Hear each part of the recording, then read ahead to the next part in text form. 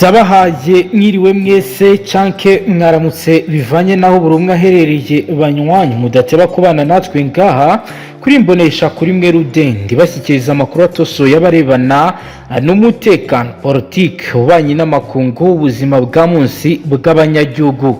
Banywanyi turi kuri uyu wa Mungu ku igenekerezo rya 10 imyandagaro 2025 aho tugiye kurabira hamwe amakuru akomakomeye kugenda avugwa ajyanye na politike umutekano ubanye n'amakungu muri aka karere. Turaziro kwibanda cyane ku bijyanye n'amasezerano u Rwanda ndetse na Repubulika ya Demokarasi ya Kongo bagiranye. By'umwihariko turaza kurebera hamwe uko u Rwanda na Kongo bahuriye mu nama ya mbere yo guhuza ibikorwa by'umutekano. Turaza kandi no kubabwira ko bisa naho hari amakuru mashya agiye hanze ibyatangajwe n'umuvugizi wa guverinoma y'u Rwanda Yolande Macron, aho yagaragaje ko biteye isoni kubona abarimo n'umuyobozi wa komisiyo ya Loni ushinzwe uburenganzira bwa muntu Volker Turk batangajwe n'ibikomeje kugenda bibera mu burasirazuba bwa Kongo.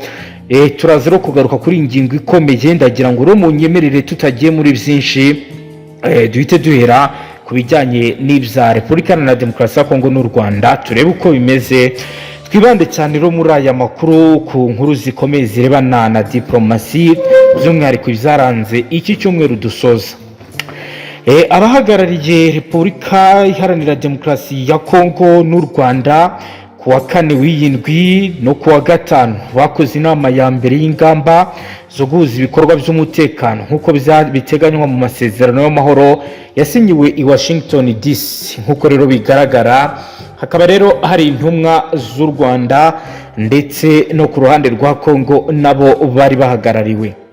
Nk'uko byatangajwe na Minisitiri w'Ububanyi n'Amahanga wa Amerika biciye rero muri minisiteri basohoye itangazo ku munsi w'ejo kuwa 6 ku igenekerezo rya 9 myandagaro 2025 bavuga ko impande zombi zari zerekejwe n'indorerezi za Qatar na Amerika ndetse n'uhagarariye umuhuza wa Afurika yunze ubumwe.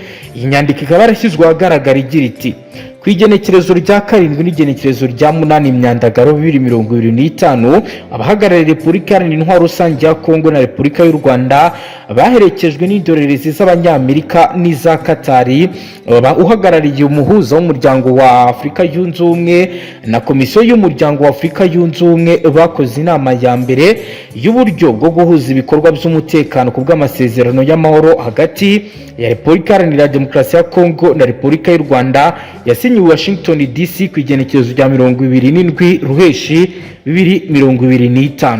Iyi nyandiko iributsa ko urwego ruhuriweho rw'umutekano rushinzwe gushyira mu bikorwa gahunda ihuriweho yo kurandura FDLR no gutuma ingabo z'u Rwanda zikuraho ingamba z'ubwirinzi zafashe. Urwego rushinzwe kandi rworoshya guhanahana amakuru n'ubutasi hagati y'impande zombi mu gushyira mu bikorwa amasezerano y'amahoro. Muri iyi nama ya mbere abahagarariye Leta Iharanira Intwaro Rusange ya Kongo n'u Rwanda bemeje ingingo zijyanye no kugenga inama z'ejo hazaza kandi batangira ibiganiro kwishyirwa mu bikorwa ry'amasezerano y'amahoro. Nk'uko rero umwe abitangaza uhagarariye umuhuza wa Africa Union cyangwa se Union Africaine, komisiyo ya Afurika yunze ubumwe, Leta ya Qatar na Leta zunze ubumwe za Amerika bitabiriye ibyo biganiro kugira ngo ayo masezerano ashyirwe mu bikorwa mu buryo bunoze kandi butabogamye ndetse no gukomeza imigambi myiza igamije kugeza ku mutekano urambye akarere. Ibi rero ni ibikubiye mu byaganiriweho, ni ibikubiye muzo kuri ubu ngubu buri ruhande rukomeje kugenda rwitaho nk'uko rero bigaragara mu makuru akomeye yagiye hanze. Ariko kugeza ubu rero ibindi biganiro byari biteganyijwe byagombaga guhuza uruhande rw'izasarambwe ndetse na Leta ya Kinshasa byo bisa naho byamaze guhagarara, ndetse bamwe kuri ubu baravuga ko ibiba ndetse n'ibikomeje kugenda bikorwa bishobora kuzavamo umwiryane mu minsi iri imbere. Kuko rero nk'uko mubyibuka rero ibiganiro byo byarahagaze, turaza kubabwira ibindi twabashije kumenya kuri ibi biganiro. Reka rero ahubwo tujye kuri iyi nkuru aho guverinoma y'u Rwanda yagize ibyitangaza ku bimaze iminsi bisohoka ndetse n'ibimaze iminsi bigenda byandikwa kubibera mu buseruko bwa leta iharanira intwaro rusange ya Kongo. Reka rero tubabwire ko umuvugizi wa guverinoma y'u Rwanda Yohani de Macron yagaragaje ko biteye isoni kubona abarimo n'umuyobozi wa komisiyo ya Loni ushinzwe uburenganzira bwa muntu Volker Turk batangarijwe ishinga nuko batarajwe ishinga nuko mu buseruko bwa leta intwaro rusange ya Kongo haboneka agahenge, amahoro, agahinda. Ni mu gihe rero ubutumwa yanyujije ku rubuga rwa X abwira abarimo umunyamakuru wa Reuters Sonia Rolly na Volker Turk, byose byaturutse ku nkuru Reuters ya Sonia Rolly yanditse ivuga ko M23 yishe abasivili 319 barimo abana 19, abagore 48 mu kwezi kwa Nyakanga 2025. Ni ikinyamakuru rero iyi ni amakuru iki kinyamakuru cyagaragaje ko gikesha Volker Turk wavuze ko byagaragajwe n'ababibonye imbona nkubone. Turk yavuze ko ubugizi bwa nabi bwakorewe muri teritwari ya Rucuru mu ntara Kivu y'Amajyaruguru aribwo bwahitanye abantu benshi kuva izasarambwe zagaye ibitero kuva muri 2022.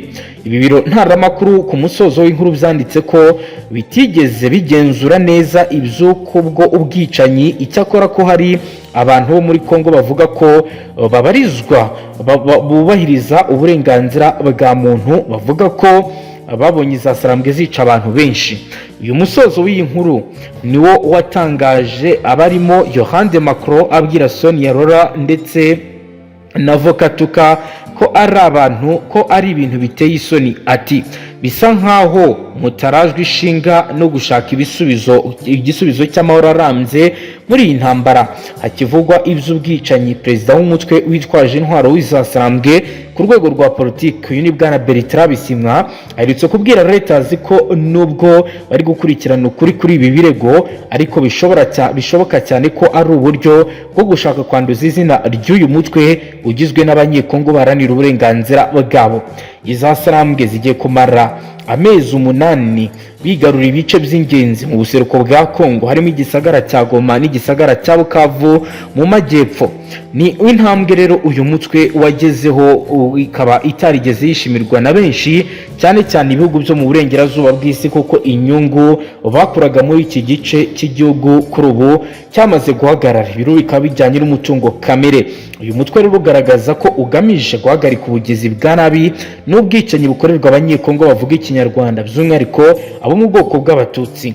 Kenshi ubutegetsi bwa Kongo buvuga ko uyu mutwe w'izasarambwe ufashwa n'u Rwanda, ibintu u Rwanda rutahwemye kugaragaza ko ari amatakirango ya Kongo, bikaba rero ari ibintu bigenda bigaragara ko bidakwiye.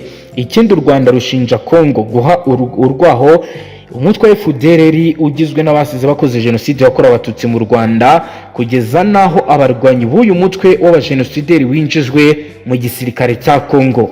Mu minsi mike ishize imirwano y'izasarambwe n'imitwe yitwaje intwaro ikorana na FDLR yakajije umurego mu ntara Kivu y'Amajyaruguru. Umutwe wa CMS-FDP ukorana na FDLR wagabye ibitero ku birindiro bitandukanye by'izasarambwe muri teritwari ya Rucuru, havuka imirwano ikomeye. Abaturage benshi barahunga mu gitondo cyo kwigenekerezo rya 4 Myandagaro 2025. Izasarambwe na CMS bakaba rero barahanganiye bikomeye mu duce dutandukanye two muri groupement ya Kihondo muri sheferi ya Bwito, aha ni muri teritwari ya Rucuru. Amasasu menshi yumvikanye yatumye abaturage bagira ubwoba bahungira Myeso n'ahitwa Katsiro.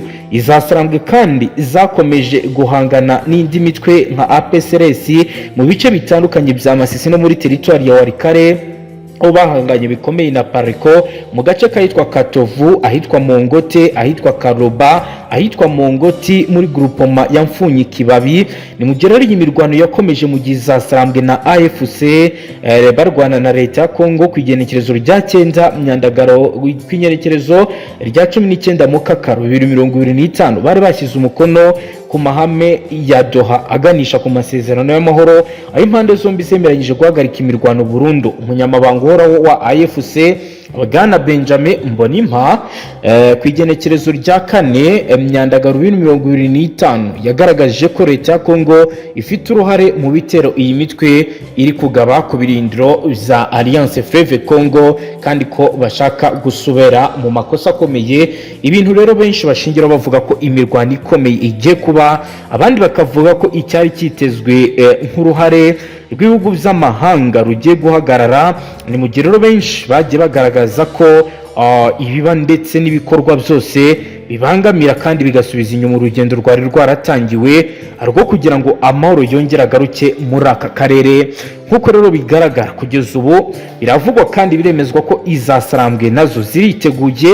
Ni mu gihe kandi bitangazwa ko ibintu bishobora kuba bizamera nabi. Yandi makuru rero ahari kandi akomeje kugenda agarukaho cyane nuko izasarambwe zakoze igikorwa gikomeye cya gisirikare, bakaba rero bafashe ikibuga cy'indege. Ibyo rero benshi bavuga ko bigiye kongera gukurura umwuka w'intambara kuko FARDC itari buze kuba yakihanganira kubona izasarambwe zibatwara ikibuga.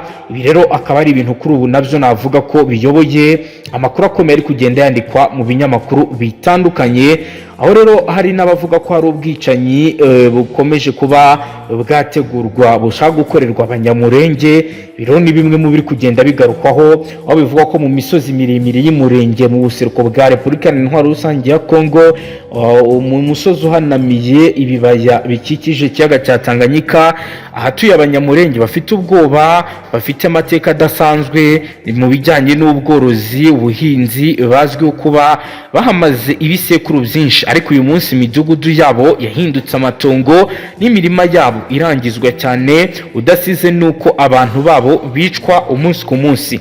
Abanyamurenge mu muco wabo wo korora inka zibafasha gusa mu bukungu kuko zibafasha no ku rundi ruhande bazifata nk'ikimenyetso cy'ubuzima n'icyubahiro. Nubwo rero hari abanyekongo kumva no mu mateka, ariko kandi bamaze imyaka myinshi bashidikanywa ku bwenegihugu bwabo. Ibiro bikaba byaratewe n'impaka yaciwe n'abakoloni b'Ababiligi, aho rero abayiciye batitaye ku shusho nyakuri y'ubwoko bufite umuco wabwo wihariye muri aka karere, bituma babibwa amacakubiri. Umuco w'abanyamurenge wubakiye ku bworoherane no kwihangana, bazwi cyane mu kwakira abashyitsi neza no guha agaciro ibidukikije. Imiryango yabo ikaba ikora ibikorwa bya buri munsi ku bufatanye kandi ikagumana imigenzo yo hambere yanditswe mu mitima yaho ndetse yanditse no mu bitabo. Imisozi y'iwabo si inzuri z'inka zabo gusa, ahubwo ni n'ububiko bw'amateka yabo, kuko buri nzira, ikiraro cyangwa ahantu bigira urwibutso kuri bo. Guhera mu 1960 batangiye kugira umutekano muke, aho abanyapolitike bagiye babibasira babaziza uko baremwe n'umuco wabo. Abayobozi bamwe muri iki gihugu bagiye bakoreshwa n'amarangamutima y'ubwoko bagamije gufata ubutegetsi, bityo bakavuga ko abanyamurenge ari abanyamahanga, bityo ababivuga babaga bagamije gushimisha rubanda kugira ngo rubahe amajwi. Mu gihe cya Mobutu hagaragaye imvururu nyinshi zituma politike kuri iki iba mbi ndetse babura n'ubwisanzure. Mu mwaka w'1990 hadutse intambara mu karere k'ibiyaga bigari no mu Rwanda no mu Burundi, zikaba zaraje rero kubasigira kenshi bashinjwa gufatanya n'uru ruhande rw'abaga rwagabye ibitero. Ibirego bizakajije umurego n'ubushyamirane. Nyuma ihohoterwa kuri ibi byafashe indi sura nshya, ibintu birushaho kugenda bizamba nk'uko raporo ya Human Rights Watch ndetse na HCR zagiye zibigaragaza, ndetse izo raporo zinahamya ko imidugudu yabo myinshi yagiye isenywa. Inka, umutima w'ubukungu bwabo zirasahurwa, izindi zikibwa n'imitwe yitwaje intwaro ikorana byafi n'igisirikare cya leta nk'uko abaha babishinja. Abasivili baricwa, atari intambara gusa ahubwo mu buryo bwateguwe ibyatumye bashyirwa mu kato babuzwa kujya mu masoko ndetse no mu mavuriro. Inzira zihuza ibice batuyemo n'ibyo bahahiragamo mbere zirafungwa, ubufasha bwa kimuntu kuri bo burahagarara. Amagambo y'urwango kuri bo kuri ubu yatangiye gukwirakwizwa ku mbuga nkoranyambaga ndetse no mu maradiyo y'ibihugu, bambikwa indi sura kuko biswa abantu babi n'abanzi b'igihugu hagamijwe kubarimbura, ariko isi ntacyo yabikozeho kandi ibizi neza. Byageze naho kubaho byahenze, ubuzima buragora, imirima ntiyaba igihingwa kubera umutekano, abana bavanwa mu mashuri kandi kenshi batabana n'ababyeyi babo kubera intambara zagiye zibatandukanya. Kurimbura abanyamurenge si ukubica gusa, ahubwo ni ugusiba amateka yabo, ururimi n'ubumenyi. Muri 2020 itsinda ry'impuguke za Loni ryatanze impuruza ku ihohoterwa rikorerwa abasivili b'abanyamurenge muri Kivu y'Amajyepfo, ariko ibyo ntacyo amahanga arabikoraho. Usibye na Loni, byavuzwe kandi ko n'amashyirahamwe mpuzamahanga atandukanye arimo Amnesty International, Monitoring Rights Group International n'andi, ariko nta gikorwa gikomeye mpuzamahanga kirakorwa. Usibye ko abayobozi b'imbere mu gihugu bagiye babigoreka ubundi bakabihakana, ibyanatumye benshi muri bo bahungira mu bihugu bitekanye by'ibituranyi nko mu Rwanda, Kenya, Uganda ndetse no mu Burundi. Ariko benshi mu banyamurenge kuri ubu baragaragaza inyota yo kongera gushaka gusubira mu gihugu cyabo bavukiyemo, nk'uko rero bizagiye bigaragara. Kuri ubu umutekano ukaba usa naho wongeye kugaruka nyuma y'uko izasarambwe zigeze mwa biriya bice, ariko hari ibyagiye bitangazwa ndetse byagiye byibonekeza ko hari ihungabana ry'umutekano ryagiye riba rigateza ibyago bikomeye. Dukomeje n'andi makuru, reka tujye ku nkuru ikomakomeye ikomeje kugenda igarukwaho. Iyi rero ni inkuru nayo ifite aho ihuriye na politike ndetse n'ububanyi n'amakungu, aho rero bivugwa ko hari amakuru akomeye avuga ko umubano w'akadasohoka w'umuryango wa Habyarimana wahoze ari perezida w'u Rwanda na FDLR uri kugenda ufata indi ntera. Umuryango African Fact uharanira gutangaza amakuru y'ukuri kuri Afurika ukaba uherutse gutangaza ko ibyavuye mu iperereza umaze imyaka 5 ukora ku muryango wa Habyarimana byagaragaje ko amagambo ya Jarike ajyana n'ibikorwa, kuko we, nyina Agathe Kanziga n'abandi bo mu muryango wabo bafitanye umubano ukomeye nabo muri FDLR ndetse na CNRD FRN. Uyu muryango watangiye iperereza nyuma yaho ku itariki ya 3 z'ukwezi kwa Kamena 2020 ubonye undi muhungu wa Habyarimana, Leo Habyarimana, ari kumwe n'uwahoze ari umunyamabanga nshingwabikorwa wa FDLR Mbarushimana Callixte mu rubanza rwo kohereza Kabuga Felicien rwabiraga mu rukiko rw'ubujurire i Paris. Wasobanuye ko Leo ndetse na Mbarushimana ukekwaho uruhare muri jenoside yakorewe abatutsi mu 1994 baganiriye imbere y'urukiko, utangira gukeka ko bashobora kuba ari abantu bamenyeranye, bityo kugira ngo ubushimangire utangira gukora ubushakashatsi ndetse no gushaka ibimenyetso. Major General Retired Paul Rwarakabije muri raporo y'iperereza ku ruhare rw'Ubufaransa muri jenoside yakorewe abatutsi mu 1994 yatangajwe muri 2008 yasobanuye ko mu myaka Kanziga yahabwaga buri mwaka yahabwaga amafaranga menshi n'urwego rw'ubutasi rw'Ubufaransa DGCE yo gufasha FDLR akayashyikiriza Colonel Aloys Ntiwirigabo uri mu bashinze uyu mutwe. Nk'uko bigaragara ni mu gihe rero amakuru akomeza avuga ko ubwo gendarmerie y'Ubufaransa yasakaga urugo rwa Kanziga muri 2016 yabonye mu ikayi ye nimero ya telefoni ya Colonel Ntiwiringabo, bishimangira ko bari bamaze imyaka irenga 16 bavugana. Icyo gihe uyu musirikare yari acumbitse mu mujyi wa Oriane kuva muri 2006. Muri 2011 umugore wa Colonel Ntiwiringabo yashinze umuryango w'abanyarwanda baba muri Lyon witwa Alois, Association des Rwandaises de Agglomération Orienese kuva muri 2016 mwishwa wa Kanziga akaba n'umukobwa wa Protais Zigira nyirazo witwa Clementine yari mu nama y'ubutegetsi bwawo. African Fact yahishuye ko abandi banyamuryango batanu ba Arao bakorana bya hafi na Kanziga. Mu gukomeza rero gushaka ibimenyetso uyu muryango wageze kuri mudasobwa y'abashinzwe iperereza mu Bufaransa bakuye mu nyubako ibamo Jean-Luc usangamo ubutumwa bwa Rebo yandikiye umwe muri babyara be burimo izina Omar Oriene, Omar izina Corneli Ntiwirongabo yari yarihaye ubwo yabaga muri Sudani ndetse no mu gihe we na bagenzi be bashingaga umutwe wa FDLR nk'uko bigaragara.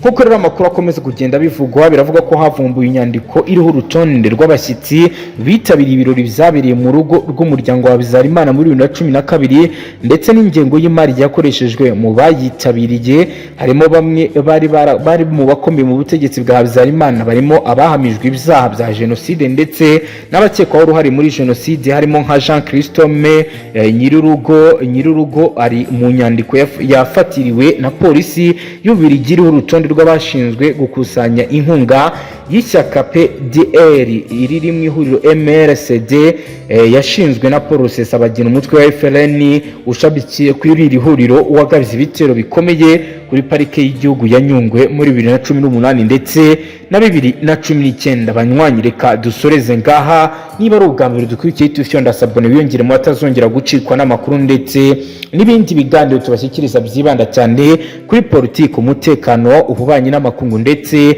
n'ubuzima bwa munsi bw'abanyagihugu. Hasta la vista.